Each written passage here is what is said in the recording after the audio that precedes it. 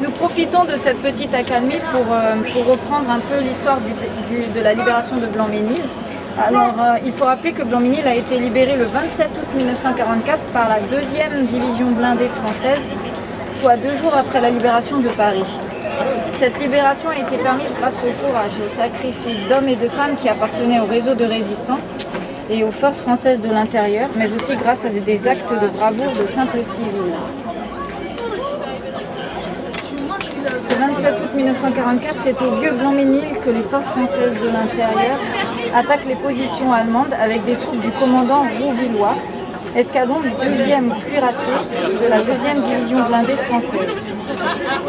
4 chars français, Sherman M4, accompagnés de 120 forces françaises de l'intérieur, entrent dans la ville le matin même après avoir libéré des otages blanc-mélinois enfermés dans la ferme du Moulin. Avenue Charles Floquet, ils sont rejoints par un groupe de jeunes résistants dirigé par le sergent des forces françaises de l'intérieur, Émile Bidan. Voilà, c'est la libération donc de Blanc-Mesnil. Il faut savoir qu'après la guerre, la ville de Blanc-Mesnil a été détruite à plus de 45% de son territoire et qu'il a fallu des années pour reconstruire et réaménager l'espace. Il est difficile de se rendre compte de l'état de la ville à cette époque dans la mesure où il ne subsiste plus aucune trace de cette destruction. Voilà, donc ça c'était pour l'histoire de la libération. Nous allons nous rendre donc place de l'Eau, qui est la place Gabriel Péri, où le maire va donc je pense refaire un discours et où nous allons aussi également entendre le discours de Guy Letellier. Certains d'entre vous savent peut-être que c'était un résistant, il faisait partie de la résistance qui a libéré Blanc-Mesnil le 27 août 1944 et à cette époque donc il avait que 16 ans.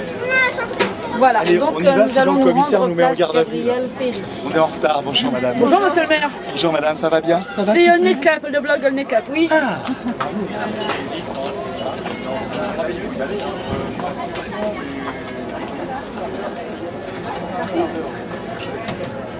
Je fais une bise à Nadia, j'arrive.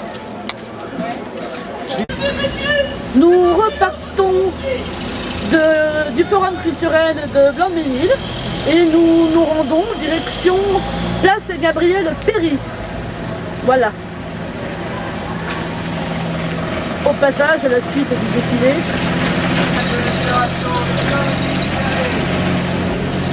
Nous venons de passer le rond-point de la division Leclerc et nous continuerons donc jusqu'à la place de l'Eau.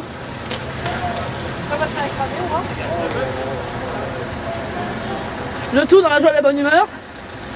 Les gens au passage du convoi sont contents. Ils applaudissent.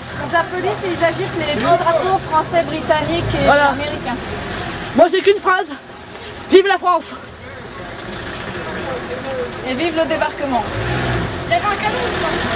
Devoir des patriotes, désolé je suis française.